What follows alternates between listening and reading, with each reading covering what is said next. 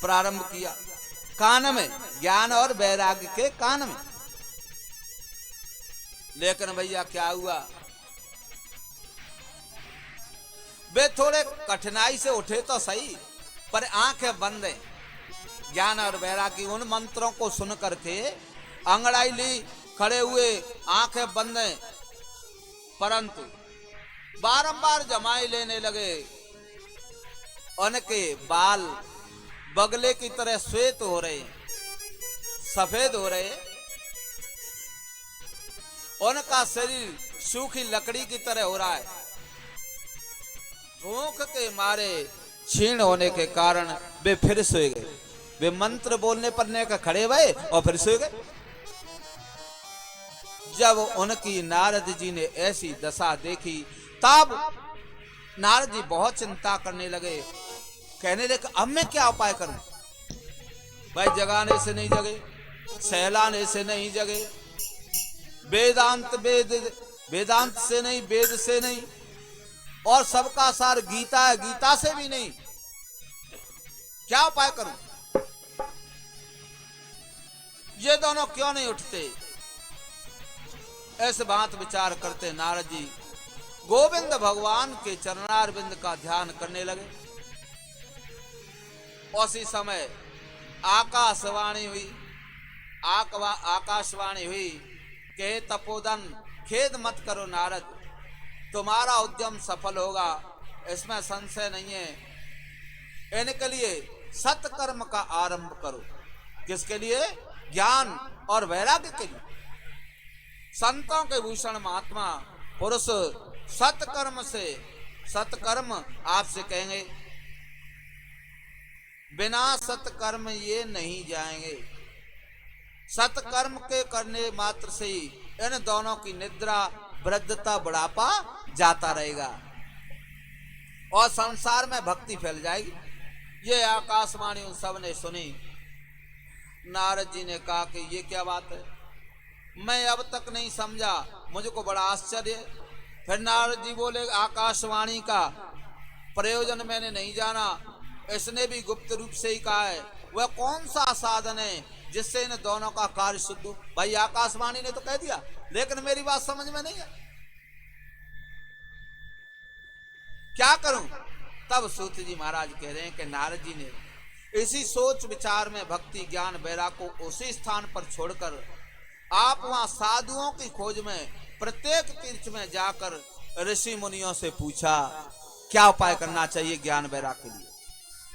सबने उनका वृत्तांत सुना, सबने उनका वृत्तांत सुना संतों ने, परंतु किसी ने निश्चय उत्तर नहीं दिया कि जाते ज्ञान वैराग्य जग जाएंगे। कोई बोला कि साध्य, किसी ने कहा कि तुम्हारा प्रश्न ही हमारी समझ में नहीं आ रहा। कोई सुनकर चुप रहा, कोई सुनते ही चल दिया। इस प्रकार त्रिलोकी में महा आश्चर्यदायक बड़ा हाहाकार मच गया, परंतु काऊ ने ये यत्न नहीं बताया।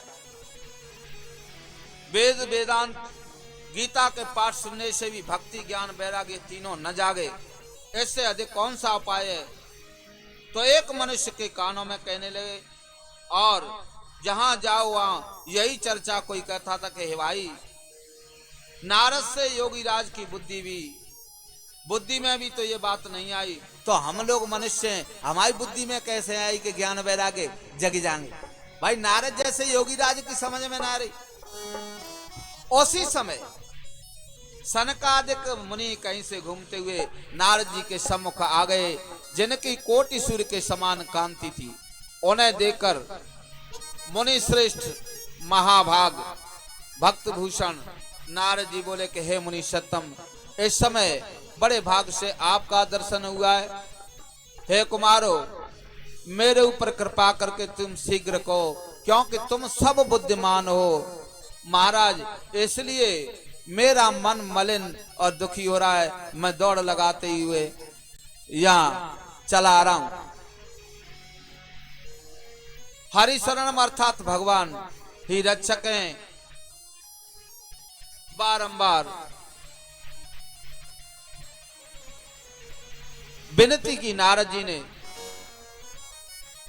तब उन्होंने कहना प्रारंभ किया कि भैया देखो, ऐसा कोई कार्य नहीं है जो असंभव हो, ऐसा कोई कार्य नहीं, परंतु लगन होनी चाहिए अपने मन में। पहले नारायण के जय विजय नामक 2 द्वारपाल आपके भ्रू भृंग मात से पृथ्वी पर गिर पड़े। नारद जी कह रहे हैं तुम ऐसे तेजस्वी हैं सनक सनातन सनातन कुमार, और फिर आपकी कृपा से ही बैकुंठ को चले गए। महाराज मैं दीन हूं, मेरे पर दया करो। तब आकाशवाणी ने कहा वह क्या साधन है। जब मैंने ये चिंतन किया महाराज, वो बात मेरी समझ में नहीं आई, ज्ञान और वैराग्य को किस प्रकार से जगा जाए। नारद ने बारंबार पूछा। तब सनत कुमार जी कह रहे हैं देवर्षि तुम शोक संताप को छोड़ दो, चिंता मत करो,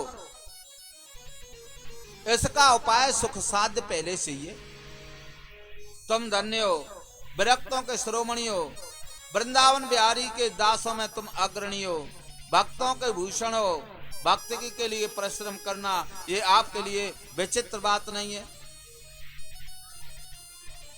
उन्होंने कहा कि पूर्व काल में ऋषिश्वरों मुनीश्वरों ने संसार में धर्म कर्म के अनेक मार्ग प्रकट किए हैं, परंतु वे सब श्रम साध्य हैं, यानी बड़ी मेहनत करनी पड़ती है।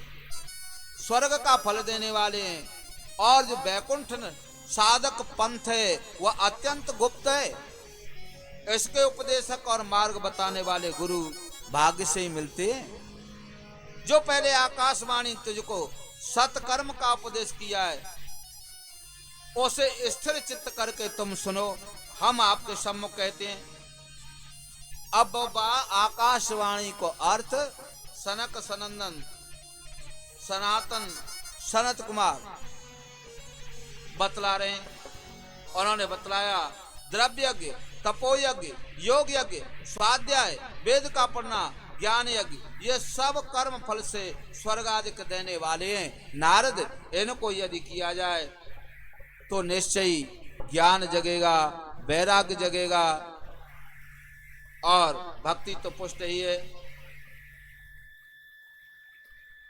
अंत में कह दिया कि और कछु नहीं हो तो सबसे सरल साधन है भागवत की कथा। यदि इनको भागवत की कथा श्रवण कराई जाए तो ज्ञान भी जगेगा और वैराग्य भी जगेगा और भक्ति तो पुष्ट हो गई हो गई। तब नारद जी ने विचार किया कि अब तो मैं ज्ञान यज्ञम करिष्यामि, ज्ञान यज्ञ करूंगा, श्रीमद् भागवत की कथा का समायोजन करूंगा। जहां ये महायज्ञ किया जाए आप उस उत्तम स्थान को बता दो। अब हमें जब इस प्रकार से कहा, प्रश्न दूसरा किया, भागवत की कथा कितने दिनों तक सुननी चाहिए, उसमें क्या क्या विधान है, वह मुझसे आप कृपया करके कहिए। तब सनत कुमार जी कह रहे हैं कि हे नारद जी, गंगा द्वार के निकट ही आनंद नाम तट है। गंगा द्वार के यानी हरिद्वार के अनेक ऋषि गणों से युक्त, देवता सिद्धों से सेवित, अनेक वृक्ष लताओं से संगठित, नवीन कोमल बालुका से शोभित बड़ा मनोहर रमणी के एकांत स्थान है। कमलों की सुगंधी से परिपूर्ण है। किसी के समीप के रहने वाले जीवों के मन में वहां बैर नहीं होता। उस स्थल में तुमको अप्रयत्न होकर अनायासी ज्ञान यज्ञ करना चाहिए। हरिद्वार में जाकर के पहले ज्ञान यज्ञ करो। जब इस प्रकार से कहा, वहां पर ही ये ज्ञान भी जाएगा, वैराग्य भी जाएगा, भक्ति तो है ही है। जहां श्रीमद् भागवत की कथा होती है वहां भक्ति आदि सब अपने आप आ जाते हैं। कथा शब्द श्रवण से भक्ति ज्ञान वैराग्य त्रिक करणायुक्त होता है। चारों कुमार नारद जी के साथ ही कथामृत पान करने को उसी समय गंगा के तीर को चल दिए। संग ही चल दे वहां से बद्र का आश्रम, गंगा जी के निकट पहुंचे। उनके तट पर जाने पर बड़ा कोलाहल शब्द हुआ। भूलोक में, देवलोक में, ब्रह्मलोक में चारों तरफ हल्ला मच गया कि भागवत की कथा हरिद्वार में है रही है। चारों तरफ से वैष्णव लोग जो थे कथा को सुनने के लिए दौड़ लगाने लगे। भृगु, यहां लिखा है भृगु वशिष्ठ शवनस्य गौतमा मेधातिथिर्देवल देवरातौ रामस्तथागादिसुतस्य साकलो मृकंड पुत्रो निज पिप्पलादा। कितने ऋषि आए अपने अपने शिष्यों के पर शिष्यों के साथ। भृगु, वशिष्ठ, च्यवन, गौतम, मेधातिथि, देवल, देवराज, परशुराम, विश्वामित्र, साकल, मृकंडु के पुत्र मार्कंडे, अत्रि के पुत्र दत्तात्रेय, पिप्पलाद, ये सब ने दौड़ लगा दी। सभी संत आकर के इकट्ठे हो जाते हैं। इस प्रकार सबसे पहले सनत कुमार जी ने नारद जी से भागवत का महात्म्य कहना प्रारंभ किया। इस ग्रंथ में 18,000 श्लोक हैं। जा ग्रंथ में भागवत में 18,000 श्लोक हैं, 12 स्कंद हैं ये भागवत हैं और 3 से 28 अध्याय।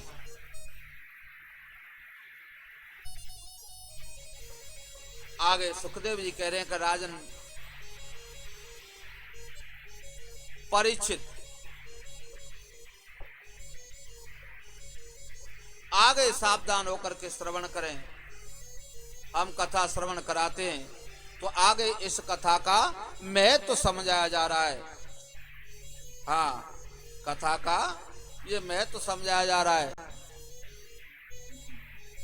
पहले देखिए इसमें लिखा हुआ है,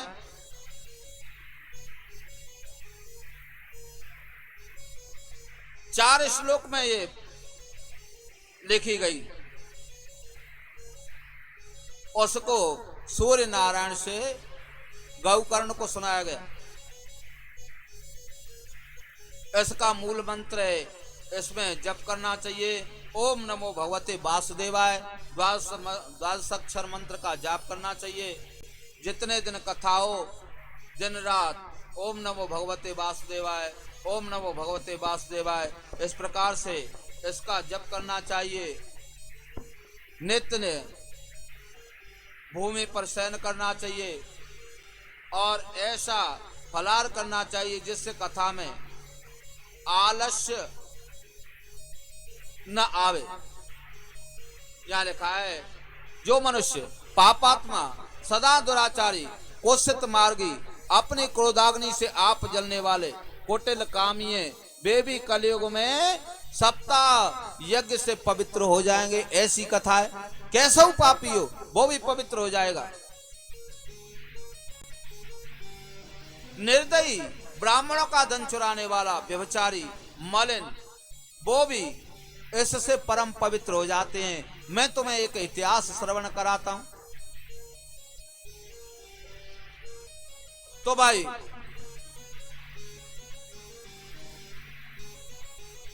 बारंबार हमें ये जो सिद्धांत है वो समझाया जा रहा है। लिख रहे हैं,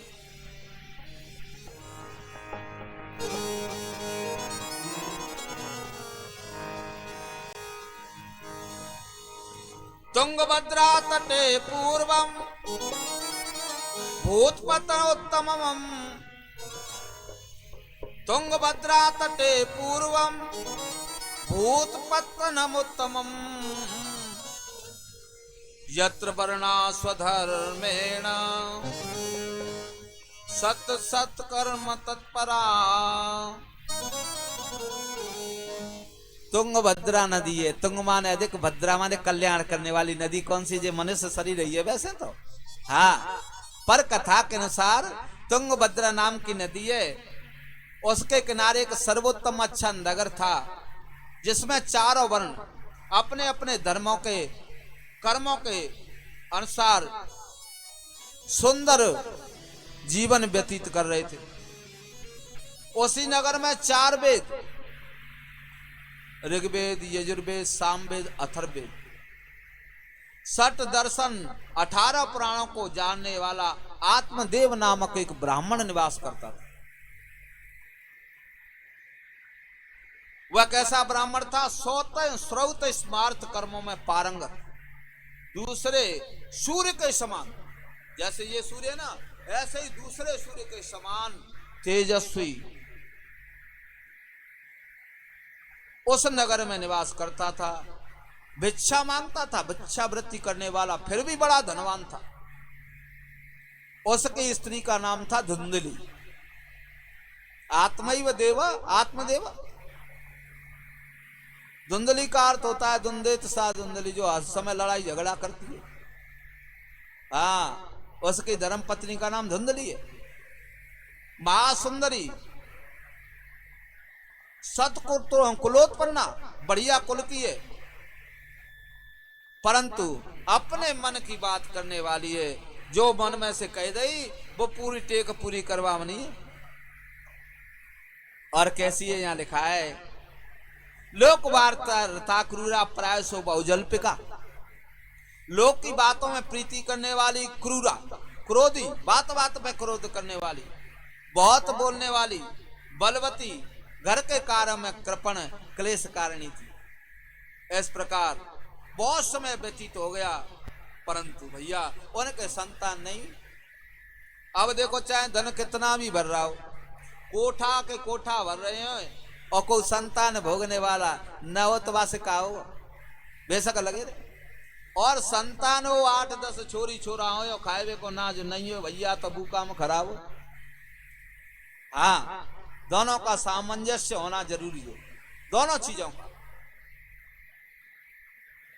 अब तो ब्राह्मण वृद्धता को प्राप्त होने लगा, तो उसने सोचा कि क्या करना चाहिए।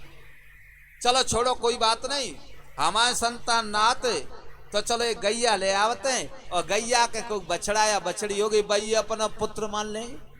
हाँ, गाय हमारी माता है, कहते ना सब लोग। इसलिए गाय लेकर के आया, और गाय लेकर के आया, घर में बांधी गाय। लेकिन भैया समय व्यतीत हुआ, कई वर्ष हो गए, लेकिन गाय ने बछड़ा दिया ही नहीं। अब तो अपने को बड़ा धिक्कार कर रहा है कि मैं तो बड़ा पापी हूं, किसी प्रकार संतान न हुई। तो क्या हुआ? एकदा सदजो दुखाद ग्रंथ का बनम गता, मध्याह्ने त्रसितो जात सडागम समुपेवान। दुखी होकर के घर को छोड़ करके रात्रि में जंगल में निकल गया, और दोपहरी में उसको बड़ी जोर से प्यास लगाई, इस पेड़ के नीचे आराम किया। वहीं एक तालाब से जल पिया। जल पी करके रो रहा है, तब तक एक सन्यासी बाबा आ गए। मुहूर्तादप मात्रेण सन्यासी कश्चित आगत। थोड़े समय के उपरांत सन्यासी आए। अब ब्राह्मण ने सन्यासी को देखा, सो साष्टांग करके चरण पकड़ करके रोने लगा। सन्यासी कहने लगे, क्या बात है कि महाराज मैं बड़ा पापी हूं, मैं कोई संतान नहीं है। उन्होंने बहुत समझाया, भैया क्या तू पिता पुत्र पत्नी परिवार के मोह में पड़ता है? ये सब दुख के वृक्ष हैं, दुख ही दुख प्राप्त होगा तुझे। अपने आत्म कल्याण के लिए साधन कर। लेकिन नहीं नहीं महाराज, मुझे तो संतान चाहिए। तब तो उस संत ने दया करके एक फल दे दिया, कहा कि ले जाओ, इस फल को ब्राह्मणी को खिला देना, निश्चय ही तुम्हारे संतान होगी। सन्यासी इस फल को दे करके चले गए, और इधर ब्राह्मण प्रसन्न हुआ। आकर के उसने उस फल को ला करके अपनी ब्राह्मणी को दिया, और कहा कि हे देवी, लो ये फल आनंद पूर्वक आप ग्रहण कर लो। उसने कहा अच्छा, जब फल की विशेषता क्या, कैसे तुम्हें पुत्र रत्न की प्राप्ति हो गई। अपनी बहन बुलवा ली और से धीरे धीरे पूछ रही, कहे बहन संतान पैदा होते तो दुख होता है, बान की बड़ा मृत्यु जैसा दुख होता है। हाँ भाई, जब माता के बालक का जन्म होता है तो ऐसा ही दुख प्राप्त होता है। बान की मैं तो सुकुमारी हूं, इसलिए मैं इस फल को नहीं खाऊंगी। क्यों? कि फल खाने से पेट बढ़ जाएगा। उद्रवृद्ध संता, और पेट जब बढ़ गया, कहीं ऐसा हुआ, अब देखो जो कुचेष्टा वाले लोग होते हैं ना, तो वैसी बात तो सोचते हैं। गांव में यदि आग लग गई तो सब लोग तो भाग जाएंगे, और गर्भिणी कहां जाएगी, इसलिए वैसे मौत है जाएगी। तासे तो मेरी समझ में एक ही बात आवत है कि जब फल खाओ नहीं, इसलिए उठा करके गौशाला में फेंक दिया। गाय ने उस फल को खा लिया। समय आने पर उस गाय ने तो एक बालक को जन्म दिया जिसके कान गाय जैसे थे, उसका नाम रखा गया गोकर्ण।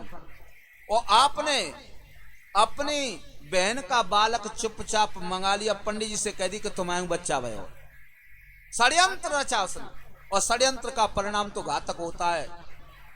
गोकर्ण पंडितो ज्ञानी धुंधकारी माखल नाम की बात आई तो उसका गोकर्ण रखा गया। पंडित जी ने कहा कि हम नाम रख दे, नहीं टिल्लू पप्पू तुम्हारा नाम नहीं चलेगा। कहता हमारा नाम धुंधकारी, तो हमारे छोरा को नाम, हमारा नाम धुंधली है तो हमारे छोरा का नाम धुंधकारी रखो। मैं ठीक है भैया, अटैक करते रहे, धुंधकारी रख दिया। अब बड़ा होने लगा बालक, जितने जो व्यसन थे उसमें आने लग गई, क्योंकि उसका निजी बालक तो था नहीं, संत का प्रसाद भी नहीं था। बड़ा होने लगा, चोरी करने लगा। कहीं कोई अंधा व्यक्ति मिल जाता तो भाई ऐसा रास्ता बताओ, तो कुआ की नेची पे ले जाकर 60 हाथ के गहरे कुआ में धक्का दिया। और बड़ा हुआ, वैश्याओं से उसका मिलन हो गया। अब वैसे वैश्या क्या है, ये इंद्रियां ही वैश्या हैं। उन वैश्याओं को रोज ला करके चोरी करके धन देता। एक दिन राजा के खजाने से चोरी करके लाया, वैश्याओं को उस धन को दे दिया। अब वैश्या रात में सोच रही है कि राजा मारे में पड़ गई तो जितो मरेगा इस मरेगा, लेकिन हमने मरना पड़ेगा क्योंकि राजा का धन है। इसलिए सोते हुए को पलंग से बांध दिया और गरम गरम अंगारे के मुंह पे डाल डाल करके मृत्यु को प्राप्त करा दिया। तासे भेद नहीं खुले तो देखो जो दुराचारी होता है तो मौत भी वैसी होती। उजड़ गया घर। पंडित इसकी शरारतों से आत्मदेव घर को छोड़कर पहले वन में चला गया। अब घर में कोई रहा नहीं, घर में कोई रहा नहीं। क्यों कि मरने से पहले मैया को उसने बड़ी सजा दी धुंधकारी। धुंधकारी ने जब धन नहीं मिलता तो माता को ही तो खींचता, पिता तो चले गए वन में। से एक दिन गर्दन पकड़ लिया, कहा कि धन देती है का तुझे मार दूं। भैया मेरे पास तो धन नहीं है। उसको गला दबा करके मृत्यु प्राप्त करा दी। अब कोई नहीं रहा। कूपेन बच्ची बच्चा सांस पासने का तो रहेगी, सो कुआ में और ढकेल दी। ऐसा दुराचारी अर्थात मृत्यु को प्राप्त करा दिया। अब घर कोई नहीं रहा। गोकर्ण जी अपनी तीर्थ यात्रा करने के लिए चले। लौट करके आए तो यहाँ देखा कि कुछ नहीं है, खंडर घर पड़ा हुआ है। उन्होंने कहा कि अब क्या करूं, चलो अपने घर ही रहूंगा। से झाड़ पहुंच करके भगवान का विग्रह स्थापित करके पूजा करने लगा। गोकर्ण तो कभी भैंसा बनता है, कभी मेढ़ा बकरा इत्यादि बनता है, कभी अग्नि का स्वरूप धारण कर लेता। तमाम चलचित्र दिखाने लगा लेकिन बोलता नहीं है।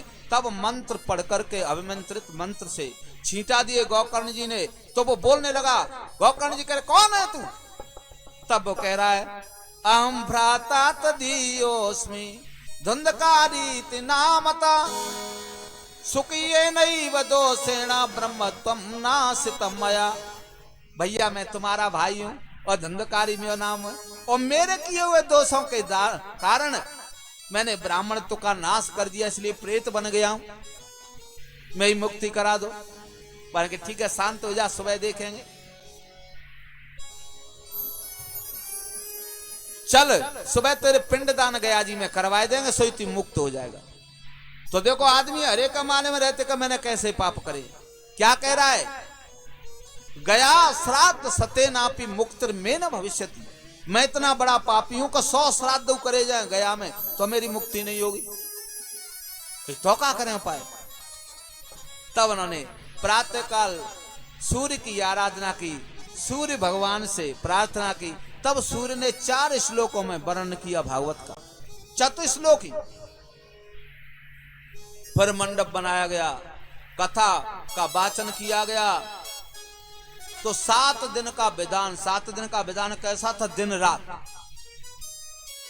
दिन में श्रवण करता, रात को चिंतन करना। द्वंद्वकारी कहने महाराज मैं वायु रूप हूं, कहां बैठूं, क्योंकि हवा जहां चलती मैं रुक तो सकता नहीं, चलता रहता हूं। तो उन्होंने कहा एक मंडप में बांस पोल हो, मंडप में बाई पोल में वो धुंधकारी प्रवेश कर गया, तासे वो इधर उधर जाए ना। प्रथम ग्रंथि विवेदनम, पहले दिन की कथा में एक गांठ फट गई, दूसरे दिन की दूसरी, 7वें दिन में 7 गांठ फट गई। और तुलसी दाम मंडित भूषण, तुलसी की माला गले में, चतुर्भुज स्वरूप पीतांबर धारण किए हुए, और भगवान बैकुंठनाथ के सुंदर पाद जो उनके पार्षद हैं उनके साथ विमान में बैठा हुआ भगवान के धाम को चला गया। अब आप लोग कहेंगे वो जो बचे बचाए लोग रह गए थे, उन्होंने कहा महाराज तुम्हारा भाई तो चला गया, हम सब लोग यहीं रह गए, जिनकी मुक्ति कैसे हो। फिर समायोजन किया गया, आगे कथा का फिर विधान बतलाया गया है।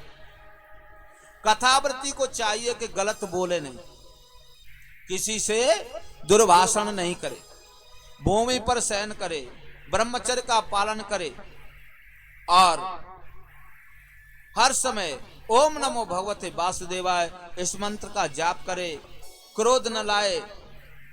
हाँ, जो आलस्य लाने वाले पदार्थ हैं, पेट को खराब करने वाले हैं, बैंगन इत्यादि लिखा हुआ है शास्त्र में, तो उनका सेवन न करे, सात्विक भोजन करे, सात्विक विचार रखे, भूमि पर शयन करे, नित्य प्रति परमात्मा का आराधना करे, इत्यादि इस प्रकार महत्व का वर्णन किया गया। तो भागवत में ये सर्वप्रथम पहले महत्व दर्शा गया है कि इस पुराण का महत्व क्या है, साधारण कथा नहीं है।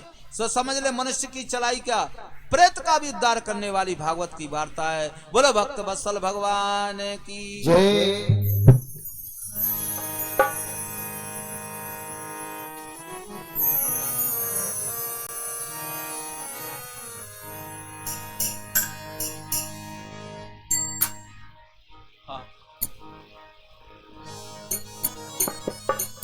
काहे को जन्म गमायो, काहे को जन्म गमायो, भजन बिन बावरिया। काहे को जन्म गमायो, भजन बिन बावरिया। काहे को जन्म गमायो, भजन बिन बावरिया। काहे को जन्म गमायो, भजन बिन बावरिया।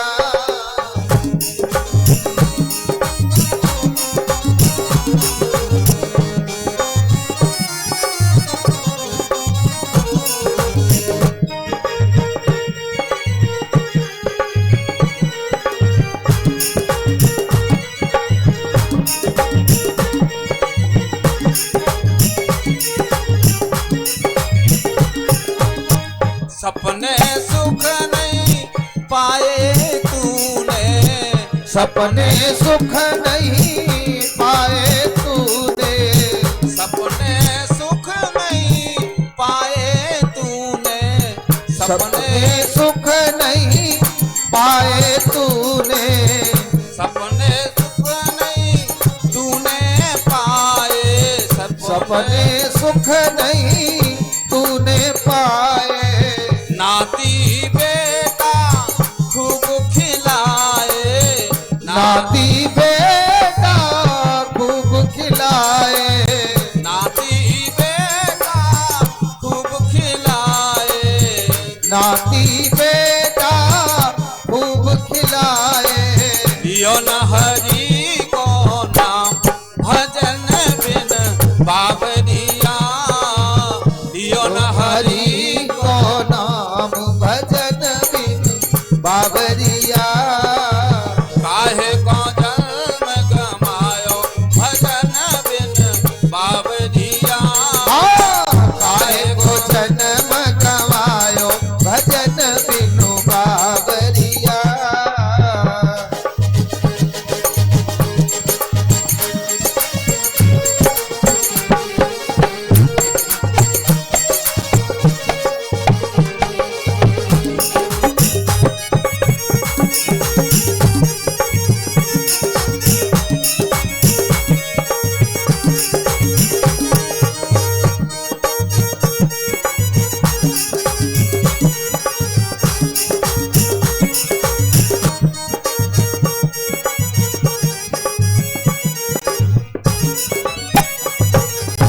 जैसे धरण ओस के मोती। जैसे धरण ओस के मोती। जैसे धरण ओस के मोती।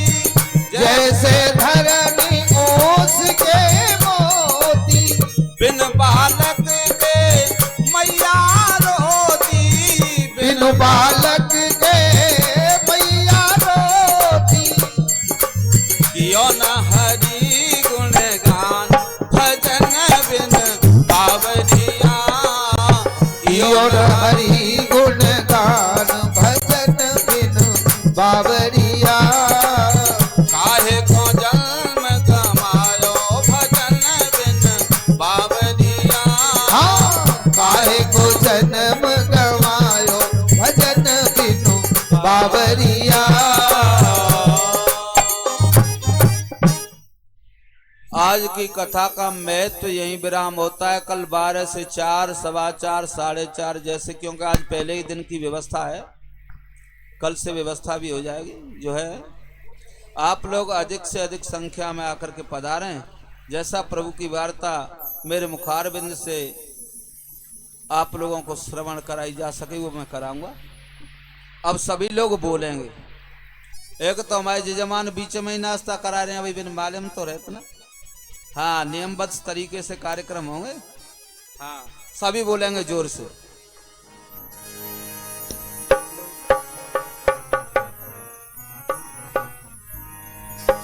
श्रीमन नारायण नारायण नारायण। बोलो श्रीमन नारायण नारायण नारायण। श्रीमन नारायण नारायण नारायण। श्रीमन नारायण नारायण नारायण। भजमन नारायण नारायण नारायण। भजमन नारायण नारायण नारायण। भगवान नारायण नारायण नारायण।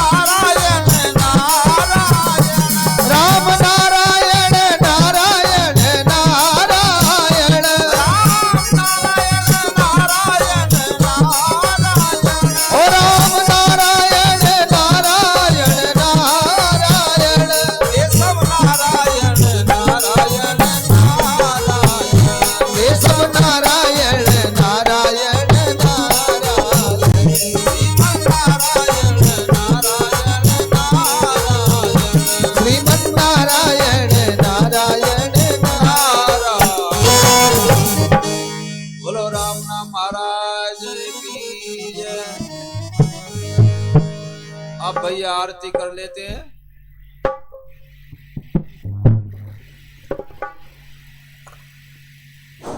बोलो शंकर भगवान की जय। देखो आज कथा का पहला दिन था। कथा की कुछ मर्यादाएं होती हैं। अब परीक्षित जी कथा है रही, यहाँ वो घूम रहे माँ घर में। जो किसी को कुछ खिलाना है पिलाना है 12 बजे पहले कर लो अपना सारा काम। उसके बाद में 5 बजे बाद का रख लो निर्धारित टाइम। हम करे 5 बजे एकदम खिलाओ तुरंत, 12 बजे पूर्व खिलाओ, खूब खिलाओ, रबड़ी मलाई लड्डू बड़ा जो बने दो। अब ये 5 घंटे का टाइम बीच में विधान नहीं, तुम खड़े है के जा रहे हैं खाने के लिए जा रहे हैं कि कहीं जा रहे हैं। अब ये समय केवल 4-5 घंटे का तो अपने पास कथा का, उसमें आप बैठ के कथा सुने। बैठने वालों की व्यवस्था हो। महात्मा नीचे खड़े थे और तुम मुझे हटके वहां से और तखत पे इनको कहना पड़ा जहाँ बैठो। तो केवल घूमना नहीं, व्यवस्था करो साहब, ढंग से व्यवस्था करो। खर्चा उतना ही होगा, थोड़ी सी अकल दौड़ा। अब डीजल तुम अब ला रहे हो, बिजली चली गई तब, सवेरे जनरेटर आ गया तो सवेरे व्यवस्था करनी थी। 1 घंटा डिले हुई कथा। तो कल से ध्यान रखेंगे समय कथा 12 बजे से 4:30 बजे तक। बोलो शंकर भगवान की जय। अब आरती कर लो, खड़े हो जा।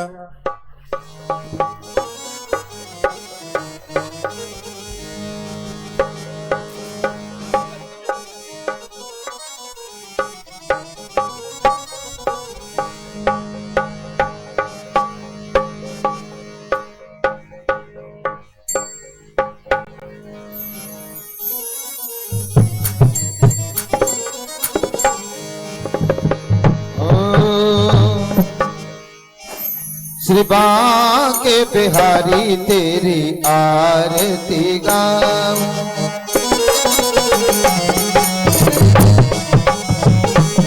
राधा रमण बिहारी तेरी आरती गाऊं। श्री बांके बिहारी तेरी आरती गाऊं, आरती गाऊं प्यारे आपको मनाऊं, आरती गाऊं प्यारे आपको मनाऊं, आपको मनाऊं स्वामी आपको रिझाऊं, आपको मनाऊं स्वामी आपको रिझाऊं। श्री श्याम सुंदर तेरी आरती गाऊं, आपके बिहारी तेरी आरती गाऊं, मोर मुकुट तेरे शीस पे सोहे, मोर मुकुट तेरे शीश पे सोहे, प्यारी बंसी मुनि मन मोहे, प्यारी बंसी मुनि मन मोहे, देख छवि पल हारी जाऊं,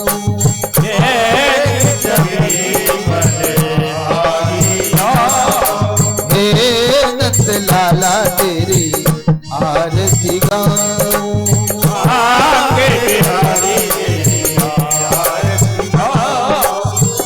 चरणों से निकली गंगा प्यारी,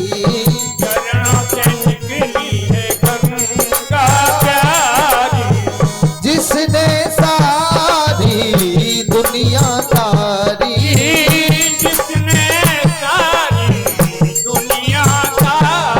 मैं उन चरणों में शीस नवाऊं,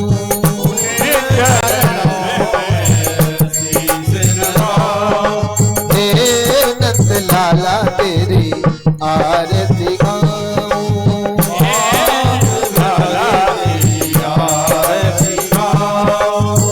श्री हरिदास के प्यारे तुम हो,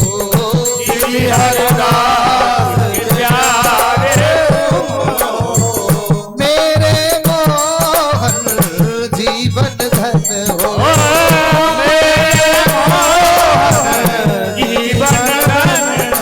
प्यारी छवि में मन में बसा बसाऊं प्यारी छवि में मन में बसाओ सांवरे सलोने तेरी आरती गाऊं आके बिहारी की आरती गाओ व्यास अनाथ के नाथ आप हो व्यास अनाथ आप हो सुख दुख जीवन साथ आप हो सुख दुख जीवन साथ आप हो बार बार में तो दर्शन पाऊं बार बार में तो बल बन हे नंद लाला तेरी आरती गाऊं